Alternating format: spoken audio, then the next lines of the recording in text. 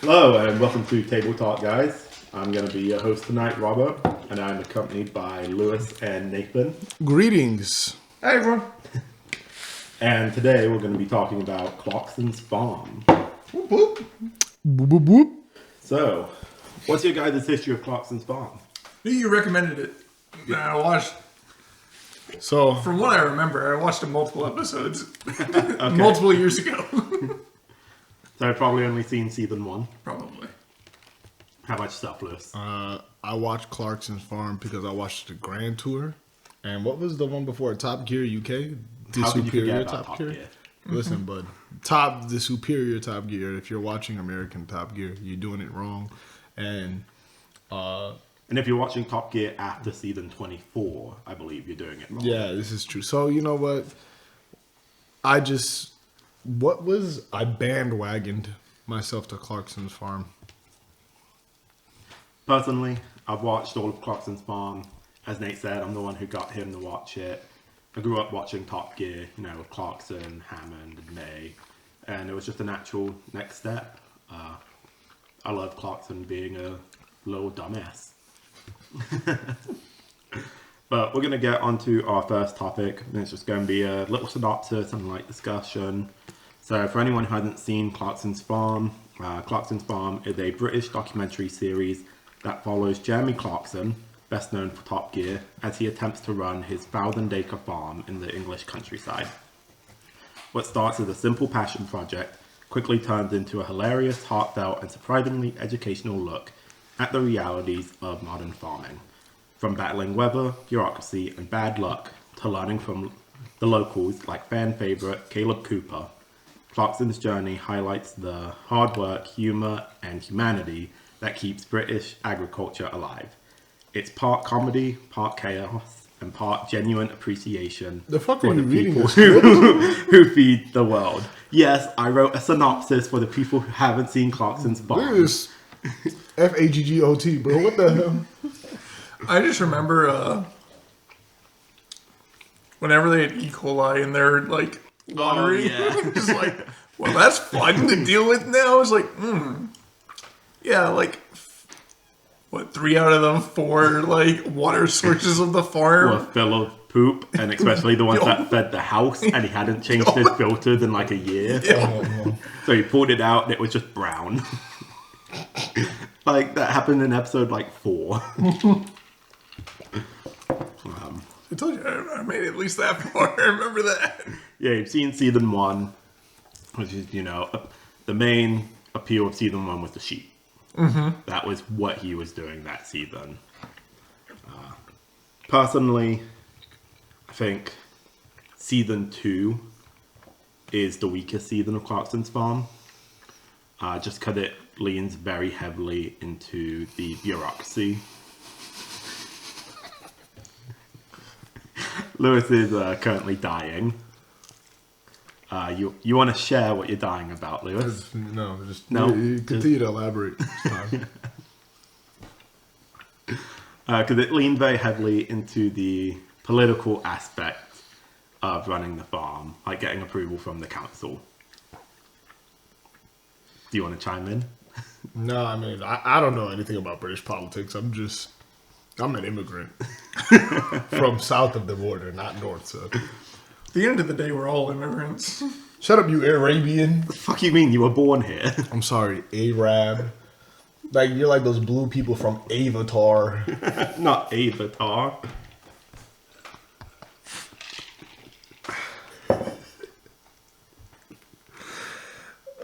Continue with your. I'm glad it showed kind of what the backstory, what's behind farming, and like you were saying, the bureaucracy behind it, the politics, the stuff that people don't see. So you like that part of it?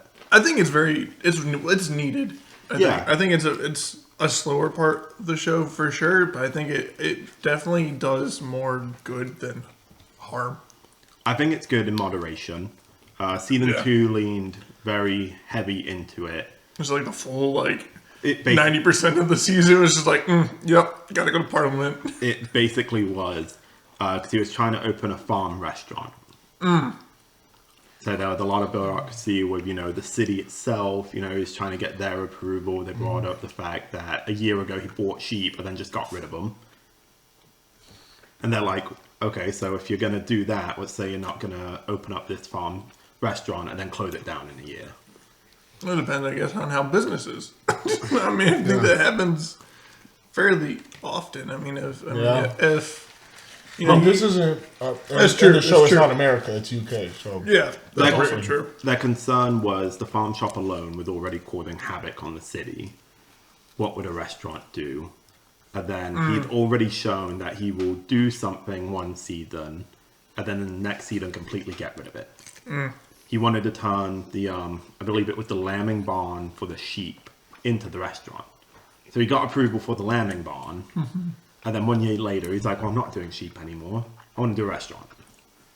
And so I can understand the apprehension of the people. Yeah. I guess it goes into also, like, wouldn't the city like to have, like, I don't know, never mind. No. It's a small town. Yeah, They don't like everyone going to see Clarkson's farm. this is the bumfuck countryside. Yep. It's full Going of to see- NIMBYs, I believe it's called. Buttfuck countryside. Hey, I always say I'm from the bumfuck countryside when people ask where Where's England bum? I'm from. Yeah, bumfuck. I think Lewis and Blight. I did. I think it's like, hang on, those two things are not the same. Okay. So if we're done with our light discussion, I have our first It's topic. from Atlanta. What you got? So how has the show opened your eyes to farming? And I have a few little mini topics in here if you guys don't really have anything. It's to freaking discuss. expensive. Yeah.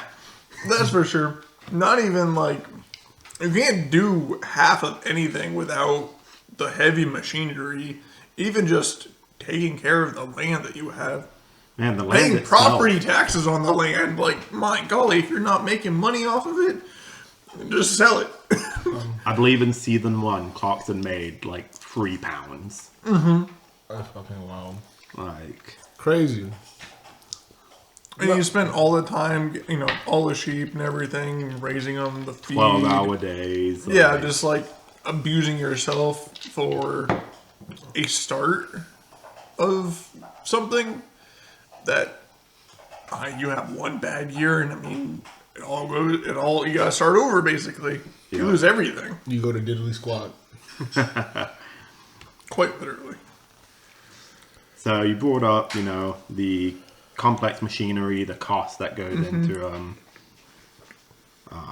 what about, you brought it up a little, but weather. Yeah, I mean, you brought it up a little, but in season 1 alone, they And had always- unprecedented rainfall. it always rains in England. I mean, it either raining or it's cold. I mean, it does rain in England, but if I remember correctly, in season 1, that was like a biblical downpour, was their exact wording. And then like they had to deal with like the flooding and then the mudslide. Like these. Yeah. You need to get the Aztecs to stop dancing is the problem. Yeah, the Aztecs in South America are fucking up England. Well,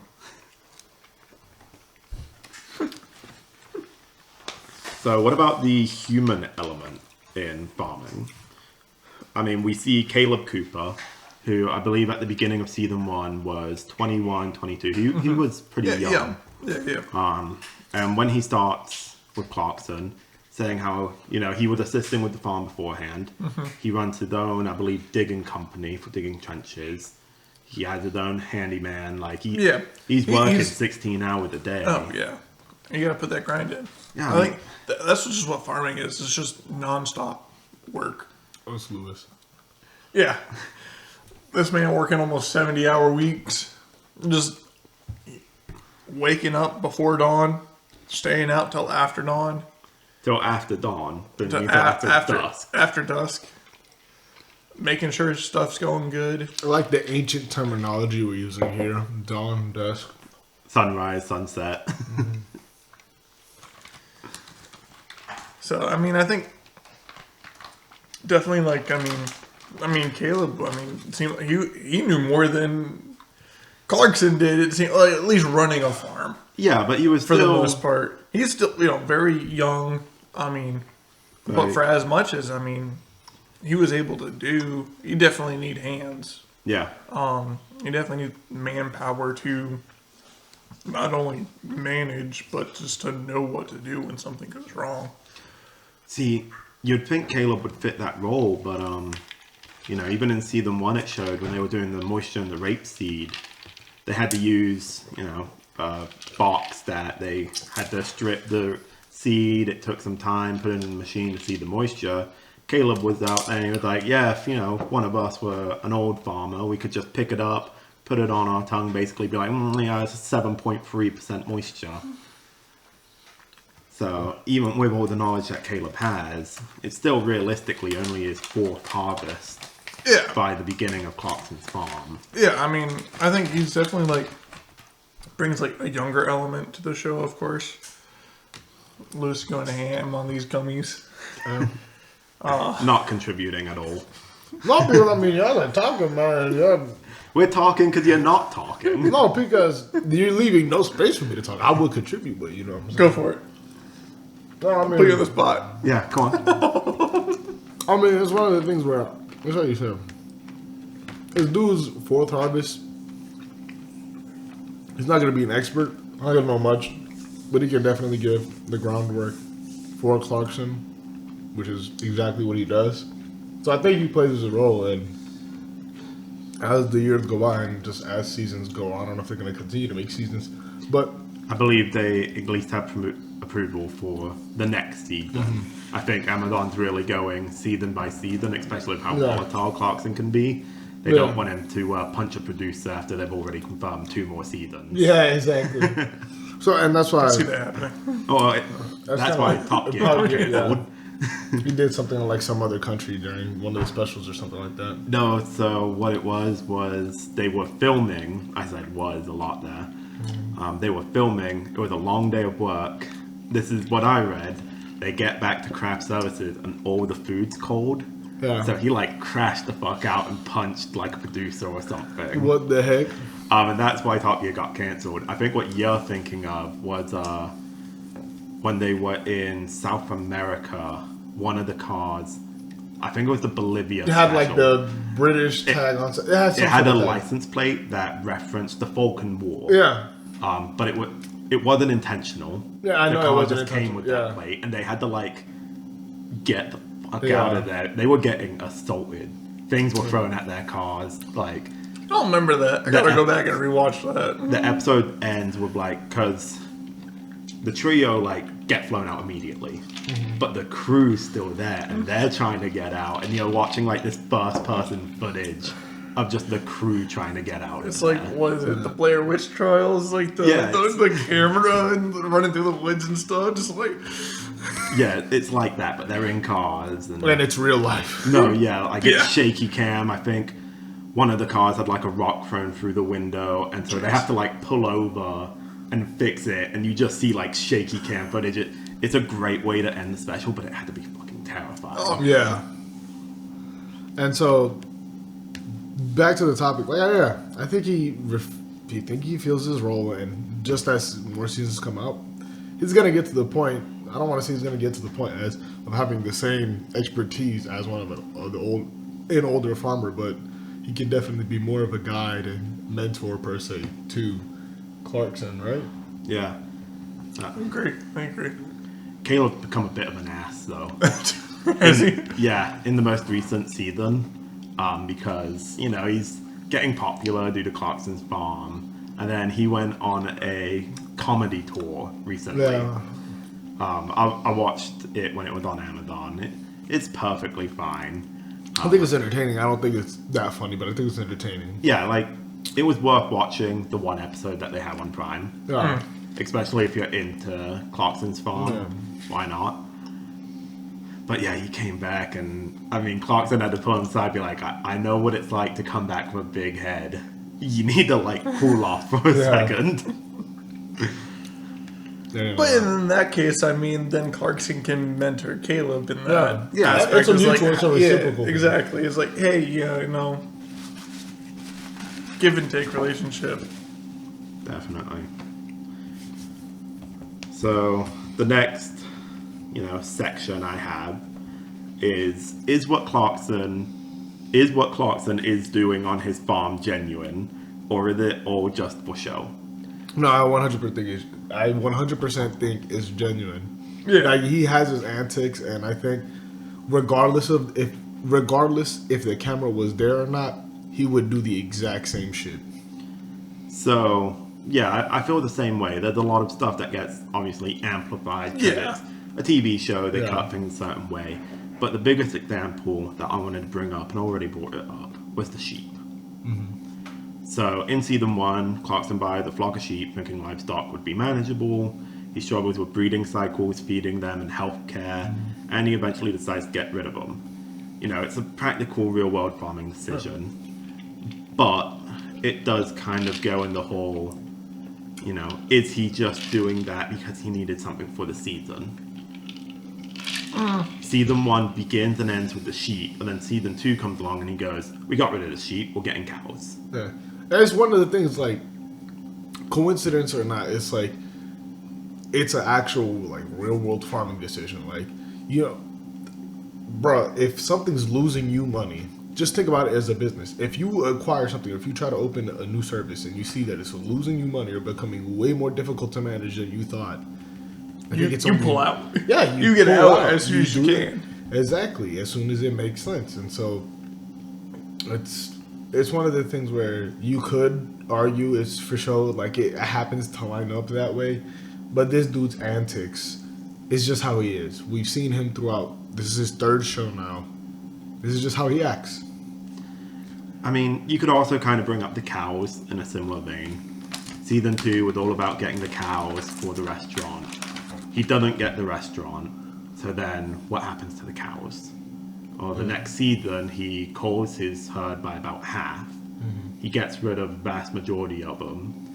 And whilst he does keep some around for the burger truck, and then eventually the pub, it's kind of that same thing of just like, okay, either this man's a really bad businessman, or some of the stuff is just TV show.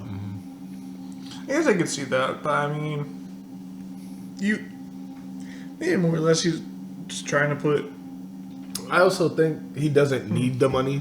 No. Oh yeah. That's why I say, like, regardless of the TV show, I think he has to make this in, because, like, think about the stupid decisions you make as soon as you have a little bit of money.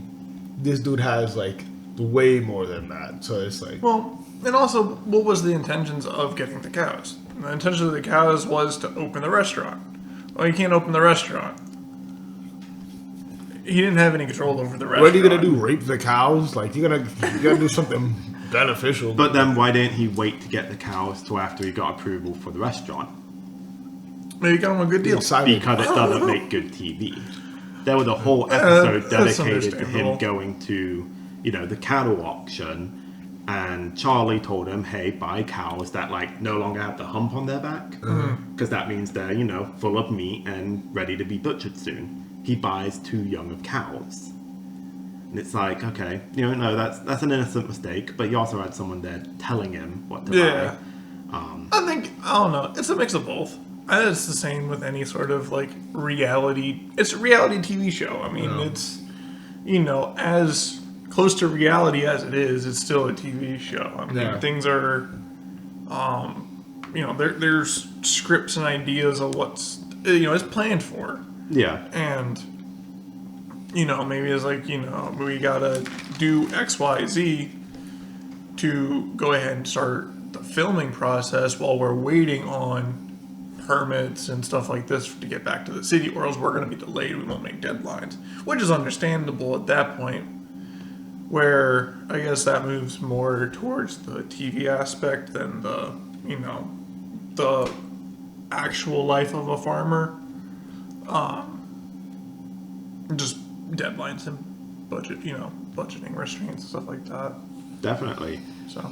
And some of the things in favor of it being genuine, you guys kind of touched on it a little, but crop failures and challenges, machinery mishaps, bureaucracy, timing, weather, things of that nature where you just have no control. What did we touch on? We did not mention a single one of those. Well, I was talking about the weather earlier. Yeah. Earlier, but not just now. Robert just said earlier. Talked about. But you mentioned machinery. Yeah. I believe in season 3 or 4. I forget if we actually have season 4 yet, but the most recent season, his Lamborghini starts like seriously acting up, and they have a whole episode dedicated to like a tractor off. They have a bunch of like tractors show up with representatives from their company, and they're like, okay, how quickly can we put the hitch down?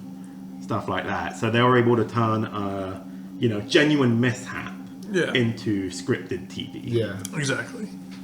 Yeah, I think that's just what happens with every reality TV show. Oh no, a lot of this stuff is scripted. yeah. I mean, a lot of it is, but like... You'd be surprised how much of Top Gear was scripted. Oh, yeah. Hammond, driving off that cliff and getting brain damage, it wasn't script. Oh, really? No. I mean... Lewis, very impressionable. But I mean, I guess if you want to compare it to Top Gear, it's like they have this whole plan of like what they're going to do. And I mean, the guys already know whenever they go to sabotage each other's videos, they're already thinking, it's like, I'm already going to do this. It's going to be funny as hell. Yeah. Sabotages don't just happen. They're planned out exactly. So that way they have the props and everything. As you saw, like, how fast they were able to do the upgrades to their cars. Like, that too. Whenever they had to build the homes and everything like that. Like when they built a bridge across the river and had to drive across it. Yeah. They were doing some of that stuff, but they weren't doing all of it. Yeah. When Clarkson was like, oh yeah, I can steal Hammond's rear window from his Subaru for my BMW. It's like, okay, yeah, he just did that in the middle of the night. Sure he did. Yeah. So kind of going back to that, is like, you have a scripted plot, but you kind of give the people in it free reign to ad-lib. It's like Akira Toriyama and Toyotaru. It's Toei Animation.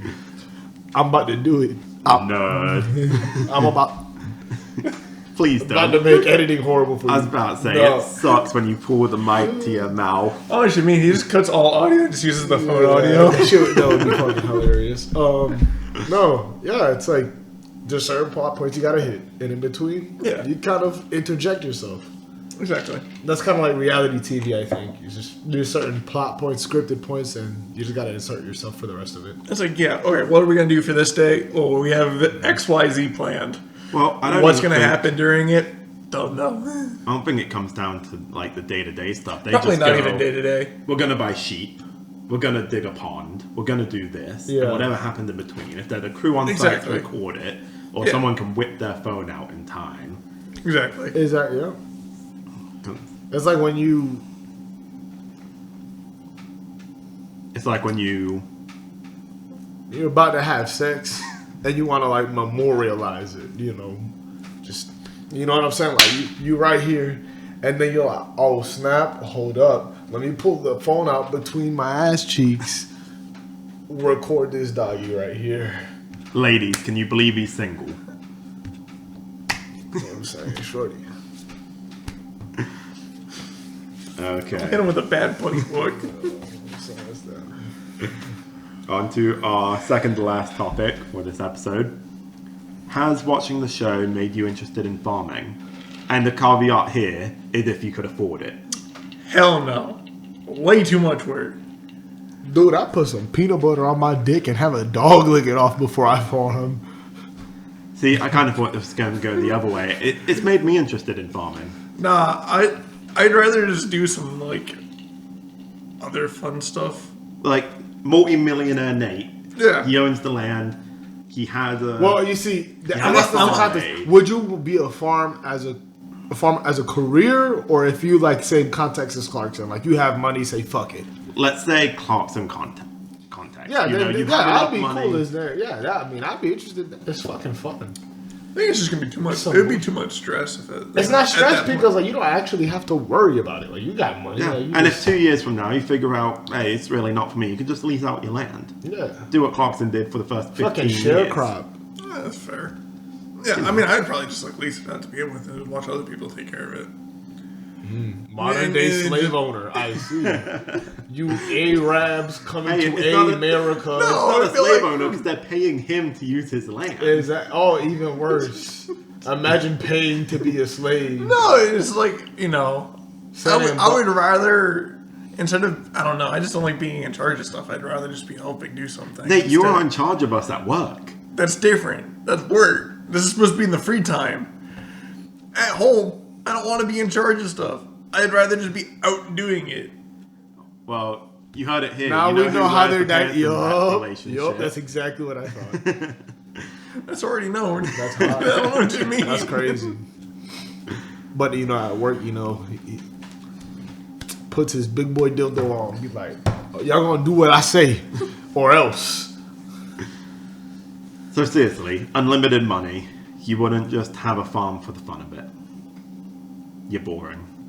I wouldn't say I'd have a... Dude, I would have 9 kids and make them work my farm. Have 9 kids. I've had a fucking baseball team. A fucking Little League baseball team. I would much rather not necessarily have, like, a farm and, like, the scale of, like, a farm. I'd much rather have, like, a few goats. See, but here's the thing. Like, I'd rather have, a backyard farm. I was walking this morning around my neighborhood, and I didn't realize it was as big as it was until this morning, because I always ran the same circle. So I took some detours inside of my neighborhood. I didn't realize it was bigger than what I thought. And as I was walking, I hear the normal sounds, people's cars starting, trees, wind blowing, dogs barking. But as I continue to walk, my neighborhood transitions into a trailer park. And then in this trailer park, I see there's a fence around one of the trailers, because the trailers have a lot of land. And there's a fence, and all I hear is, it's like this fucking chicken's just running around here. Like, this motherfucker just lives you don't hear the chickens at work? No, They're outside. You're in a civilized city. Motherfucker just had chickens running around his yards, bro.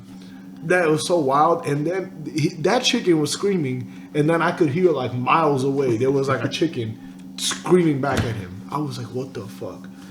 So that's what you would do. You would live in a trailer and have chickens running around in your yard. Yeah, I'd rather get my own eggs. Counterpoint to what you're saying, though, Nate, the hobby farm would require you to do more work.